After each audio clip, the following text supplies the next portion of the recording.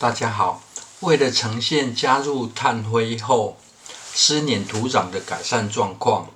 等连日降雨后呢，才再次进行松土进行种植。这位置的菜床也是有进行垫高，前院更需要这样做的原因，是因为这土壤是水稻田的结构这跟疏松的菜地土壤差别很大。水田的土壤除了很会吸水，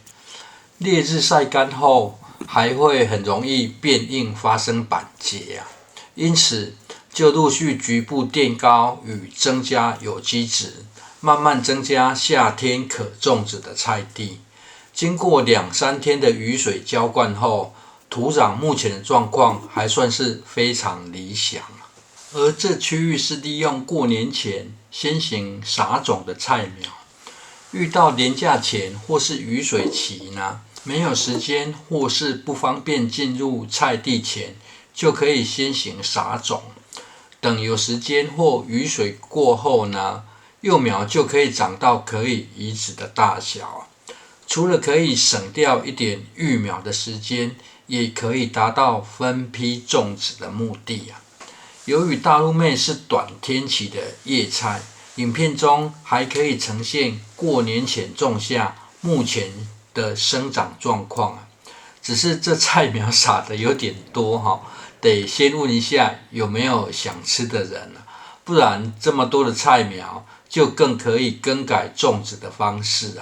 只吃好吃的部位菜梗就好。反正这中心菜梗好吃的部位，就连狗也愿意吃倒是不用担心消化不掉。而这因为育苗的时间比较久，目前的根系已经非常发达，就不需要依据幼苗大小挖起，而先挖出一整个区块后，只要略微整理，土壤略微调整，就又可以成为新的育苗区而这菜床内部原本是种植柯子小白菜，特别故意不采收，让它结球小白菜种植比较轻松的方式是不要进行连作，除非土壤要多做处理不然一波种植下来，土壤多少会出现跳虫。除非遇到有连续多日降雨，有烟棚效果后，采用连作的方式就比较不会有问题而这福山莴苣品种的大陆妹几乎没有虫害直接改种植跳虫没兴趣的菜会更为省事这菜苗因为根系已经非常发达，就可以很轻松随意种不带土也没有关系只是这块菜地要消化掉挖出的菜苗有点困难最后也就把结球中的柯子白菜提早采收掉，还剩下的几棵菜苗也只能先挪用中央种植区这是中央种植草1个月前的状况。这些不是大陆妹，而是结球莴苣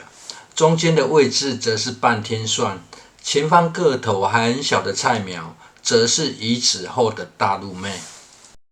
而刚才移植不完的菜苗，只好又动用到要种植菠菜的空间经过1个月后，短天期的福山莴苣已经有很明显的长大，因为这主要是要吃菜梗而已因此种植的间距就没有拉很大。这原有在过年前芹菜种植的影片里不过影片只完成剪辑一半等芹菜可以采收时，再将影片补上。而这下雨前加入炭灰处理的小区块，可以发现跟后院一样狗很不满意又上去踩踏刨土其实有怀疑另一个原因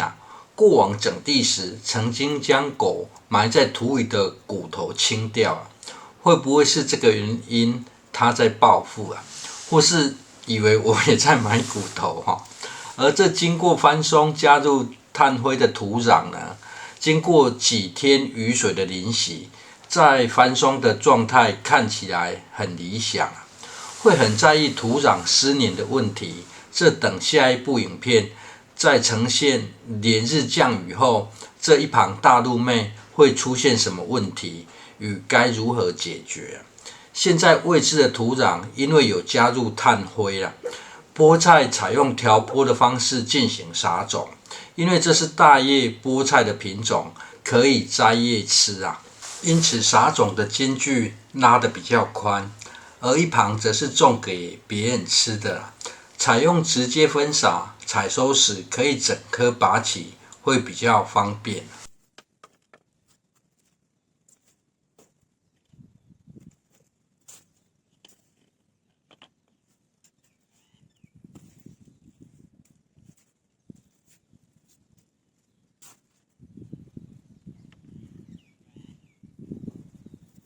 接续从一旁近看生长的状况。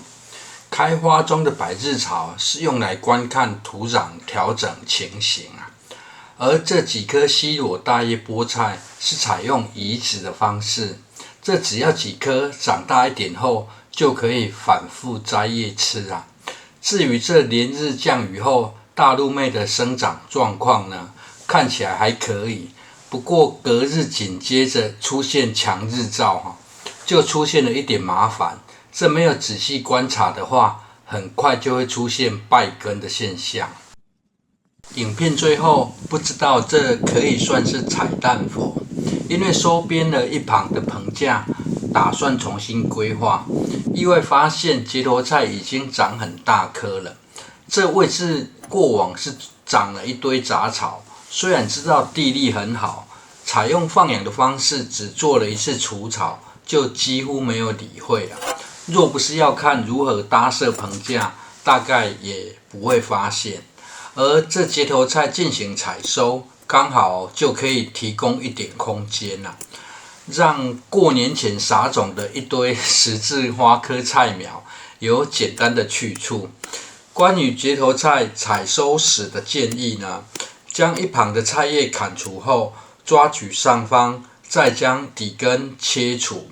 这种采收的方式可以避免结头菜采收时发生按压之外，由于结头菜表面有非常细致的近似粉状薄膜，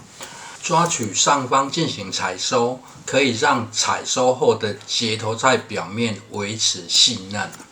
若是要送人或是没有马上要煮呢，采收时就尽可能别按压结头菜本身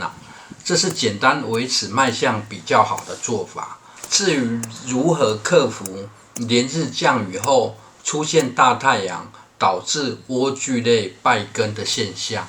目前正直接在拍摄记录中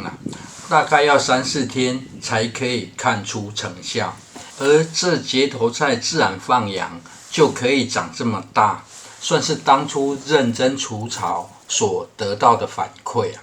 这也是说，菜地若是杂草一堆，不是坏事的原因以上家庭种植分享，谢谢收看。